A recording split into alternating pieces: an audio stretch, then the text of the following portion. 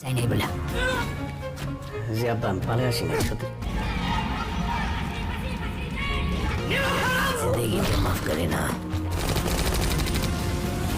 আজ আপনাদের মাঝে নিয়ে এসেছি দাগি সিনেমার এক্সপ্লেইনড, তাই ইন্ট্রো আজ একটু ভিন্নভাবে উপস্থাপন করব। যেহেতু দাগি সিনেমা হলে চলছে, তাই গল্প যদি ভালো লাগে তাহলে অবশ্যই সিনেমা হলে দেখতে যাবেন, কারণ এই 1-4-1-5 মিনিটে পুরো সিনেমার ইমোশন কিন্তু তুলে ধরা যায় না, তা আপনারাও জানেন। আর যারা গল্প এড়িয়ে যেতে চাচ্ছেন তাদের দূরে থাকাই ভালো, কারণ এখানে স্পয়লার আছে। দয়া করে সবাই খারাপ কমেন্ট করা থেকে বিরত থাকবেন। যদি কেউ এক্সপ্লেন পছন্দ না করে থাকেন দয়া করে ভিডিওটি স্কিপ করুন। গল্প শুরু হয় দাগি আসামি নিশানির জেল থেকে ছাড়া পাওয়ার মধ্য দিয়ে। সে 1-4 বছর জেল খেটেছে, তো জেল থেকে ছাড়া পেয়ে নিশান বাড়িতে ফিরতে থাকলে পেছনের কিছু স্মৃতি মনে করে ভয় পেতে থাকে। এদিকে হঠাৎ নিশানের ছাড়া পাওয়াতে বাবা মা অবাক হয়। রুমে আসলে পেছনের স্মৃতিগুলো সে মনে করে, তখন দেখানো হয় 2008-এর ইন্ডিয়া। সেখান থেকে কোন এক পণ্য বাংলাদেশে নিয়ে আসে নিশান। এতে 10 দিন ধরে দেখা না হওয়ায় গার্লফ্রেন্ড জেরিন রাগ করে, তো নিশান এসে জেরিনকে মানিয়ে নেয়। এরপর তারা প্রেম করতে গিয়ে ধরা খায়, তাই জেরিন বিয়ে করতে বলে তো প্রায় ইন্ডিয়া যায় নিশান। এতে বারবার তাকে খুঁজে পায় না জেরিন। ওদিকে নিশান কাজ করে না বলে বাবাও তার উপর রাগ দেখায়। নিশান জানায় ব্যবসা করব। এর মধ্যে জেরিন নিশানের বাড়িতে আসে আর জানায় বিয়ে ঠিক করছে। বাড়ি থেকে এক ডেটও জানায় আর বলে এই ডেটে যেন তার বাবাকে বিয়ের প্রস্তাব দেয়। এরপরেই আবার ইন্ডিয়া যায় নিশান। জেরিন তাকে খুঁজতে বন্ধু বাবুর কাছে যায়। বাবু জানায় আগরতলা গেছে, তো জেরিন নিশানের বাবার কাছে যায় নিশানকে খুঁজতে। বাবা জানায় ওই বিয়ের মানুষ না, তাই অন্য কাউকেই বিয়ে করো। এরপর ইন্ডিয়া আসলে জানা যায় সে মাদক চোরা কারবার করে। তো এবার চোরা কারবারি করতে গিয়ে বর্ডারের অল্পের জন্য বেঁচে যায় নিশান, কিন্তু তার সাথের একজন গুলি খায় আর তাকে হাসপাতালে ভর্তি করানো হয়। নিশান দেশে ফিরে জেরিনকে খোঁজে, তাই তার বন্ধু বাবুর কাছে আসলে বাবু জানায় জেরিনের বিয়ে ঠিক হয়ে গেছে। তাই দৌড়ে জেরিনের কাছে আসে নিশান আর তাকে ইমোশনালি ব্ল্যাকমেইল করে। তখন জেরিনের হাসবেন্ড সোহাগ বলে এই তাহলে নিশান যার কথা তুমি বলেছিলে, কিন্তু সে তো তোমার সাথে টাইম পাস করেনি, সত্যিকারের ভালোবেসেছে। জেরিন জানায় এটা ইগো থেকে সব বলেছে, কালকে এটা ভুলে যাবে। তখন নিশান ফোন দিলে সোহাগ বলে ভুল করে আসছি তোমাদের জীবনে, তাই এটা শেষ করা উচিত। এরপর জেরিন সোহাগকে নিয়ে নিশানের কাছে আসে সবকিছু খোলাসা করতে। নিশান কথা বলার জন্য 5 মিনিট চাইলে জেরিন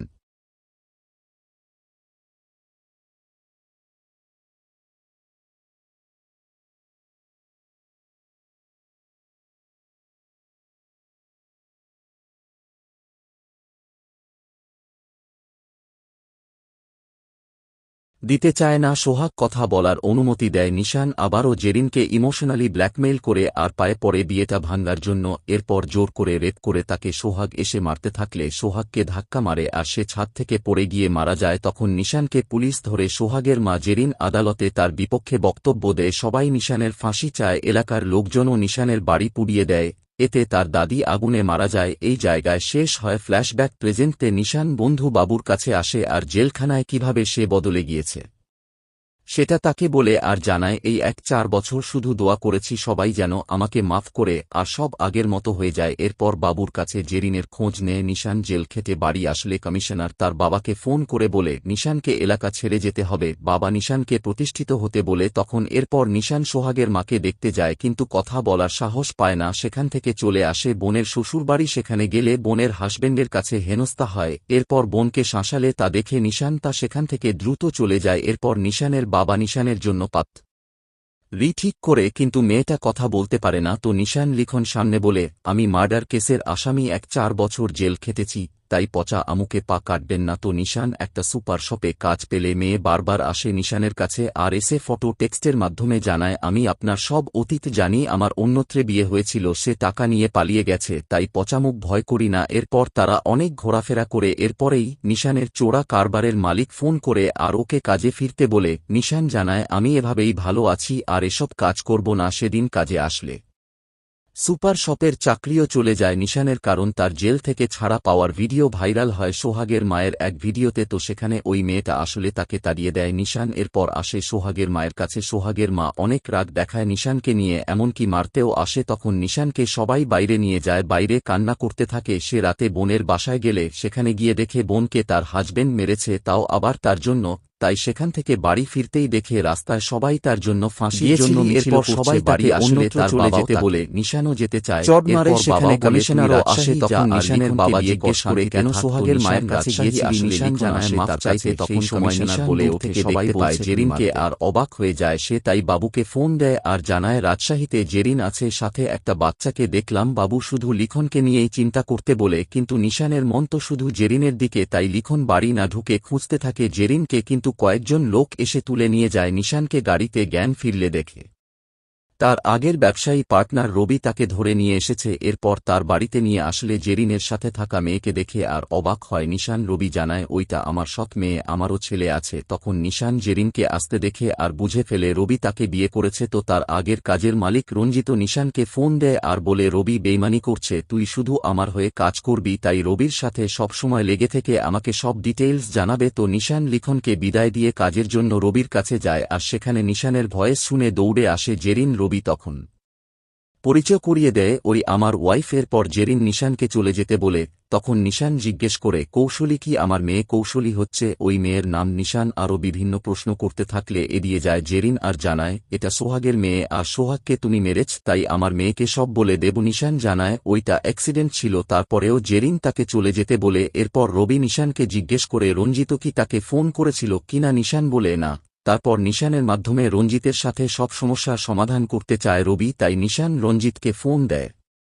এরপর রবি রঞ্জিতের সাথে কথা বলে আর বাংলাদেশে আসতে বলে সবকিছু ঠিকঠাক করার জন্য। ওইদিকে জেরিন জিজ্ঞেস করে নিশান এখানে কেন? রবি জানায় কৌশলীর বাপ কিনা সেটা জানার জন্য, কারণ তুমিও জানো না কৌশলীর বাপকে। পরের দিন কৌশলী সাইকেল চালাতে শিখতে থাকলে সেখানে এসে হেল্প করে নিশান। একসময় সেখানে রবি এসে কৌশলীকে ব্যাগ টাচ করতে থাকলে বাধা দেয় নিশান। এরপর কুশলীকে স্কুলে নিয়ে যাওয়ার দায়িত্ব পড়ে নিশানের, তাই নিশান নিয়ে যেতে থাকলে বিভিন্ন কথা বলে কুশলী। নিশান কুশলীকে একটা বাঁশি দেয় আর বলে ডাকলেই আমি চলে আসব। এরপর নিশান কুশলীকে নিয়ে আসলে জেরিন বলে স্টাফরা বাড়ির বাইরে থাকে, ভেতরে না। জেরিন চলে যেতে বললে নিশান জানায় আমার যাওয়ার কোনো পথ নেই। কুশলী কেউ চায় না, কারণ দাগির সাথে কেউ থাকতে পারে না, আর আমার কেউ নেই কারণ আমি দাগি, কিন্তু এবার জীবনে বেঁচে থাকার আশা খুঁজে পেয়েছে, তাই প্লিজ এটা ছিনিয়ে নিও না, আমি কুশলীকে প্রোটেক্ট করব। এরপর কুশলীর সাথে সুন্দর মুহূর্ত কাটায় নিশান। তো নিশান বাবুকে ফোন করে বলে কুশলী আমার মেয়ে, কিন্তু সে তার মায়ের সাথেই থাকবে, আমি শুধু দূর থেকেই দেখব,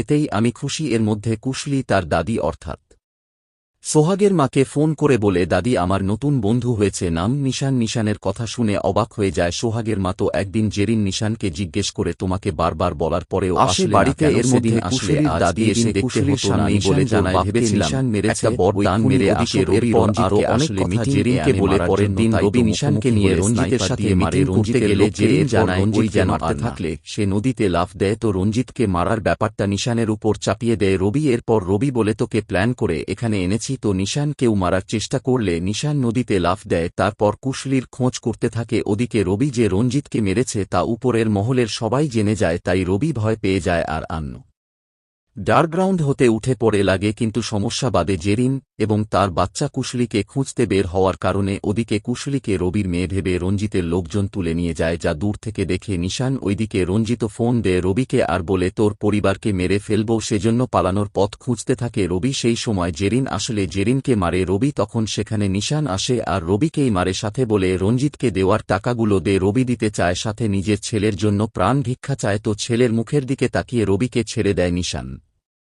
সাথে ছেলেকে বিদেশে যাওয়ার বন্দোবস্ত করে দেয়। এরপর জেরিনকে সাথে নিয়েই কুশলীকে মুক্ত করতে যায় নিশান টাকা নিয়ে। স্টেশনে আসলে নিশানকে ফোন দেয় রঞ্জিত। তো রঞ্জিত ভেবে নেয় তাকে মারার প্ল্যান নিশান করেছে। সেই সময় নিশান জানায় কুশলী আমার মেয়ে, রবি এসব কিছু করেছে, আমি টাকা নিয়ে আসছি। রঞ্জিত তখন জানায় টাকা নিয়ে আয়, কুশলীকে ছাড়া কিন্তু তুই বাঁচবি না তোর। নিশান নিজের জীবন দিয়ে হলেও কুশলীকে বাঁচাতে চাইলে জেরিন জানায় কুশলী তোমার মেয়ে না। প্রথমে আমিও ভেবেছি কুশলী তোমার মেয়ে, তাই ডিএনএ করায়, কিন্তু ডিএনএ তোমার সাথে ম্যাচ খায় না। কথাটা শুনে কষ্ট পায় নিশান, বেঁচে থাকা শেষ সম্বলটুকুও কিনা অন্যের। তারপর কিছুক্ষণ ভেবে নিশান সিদ্ধান্ত নেয় নিজের জীবনের বিনিময়ে হলেও কুশলীকে সে বাঁচাবে, তাই টাকা নিয়ে রঞ্জিতের কাছে আসে নিশান। এরপর রঞ্জিত নিশানকে গুলি চালাতে গেলে কুশলী পিস্তল সরিয়ে ফেলে। তো তখন সবার সাথে লড়তে থাকে নিশান, কিন্তু পেরে ওঠে না, মার খেয়ে আহত হয়ে যায়। তখন রঞ্জিত এসে জানায় তোর মেয়েকে ইন্ডিয়া নিয়ে যাব, সবাই তাকে ছিঁড়ে খাবে। এরপর কুশলীকে রঞ্জিত বর্ডার দিয়ে নিয়ে যেতে থাকলে নিশান সেখানে এসে আগুন জ্বালিয়ে দেওয়ার মধ্য দিয়ে প্রতিরোধ করে তারপর বিজেপির গুলিতে সবাই মারা গেলে কুশলিকে নিয়ে জেরিনের কাছে ফিরে আসে নিশান। এরপর সেও ঢলে পড়ে, কারণ একটা গুলি তার বুকেও লাগে। সেই সময় নিশান জেরিনের কাছে মাফ চাইতে থাকলে মাফ করে দেয় জেরিন। সোহাগের মা একটা ভ্যান নিয়ে আসে তখন নিশানকে হাসপাতালে নিয়ে যাওয়ার জন্য। তখন বোঝা যায় সোহাগের মাও নিশানকে মাফ করে দিয়েছে। তো সুন্দর সব মুহূর্ত দেখতে দেখতে মৃত্যুর কোলে ঢুলে পড়ে নিশান। সেই সাথে শেষ হয় দাগি সিনেমা। নিশানের চরিত্রের প্রতি মায়া পড়া যায় শেষত। জি খুব ভালোবাসত জেরিনকে, কিন্তু পরিস্থিতি তাকে জেলে নিয়ে যায়, আর সেই জেল জীবন তাকে বদলে দেয়। তো যে সুন্দর এক জীবন খুঁজে পেল তখন আবার তাকে হারিয়ে যেতে হলো। এটাই বোধ ছিল তার নিয়তি। দাগি সিনেমার এক্সপ্লেইন আপনাদের কেমন লাগলো জানাতে পারেন কমেন্ট বক্সে। এতক্ষণ ফিল্মি বিটসের সাথে থাকার জন্য ধন্যবাদ।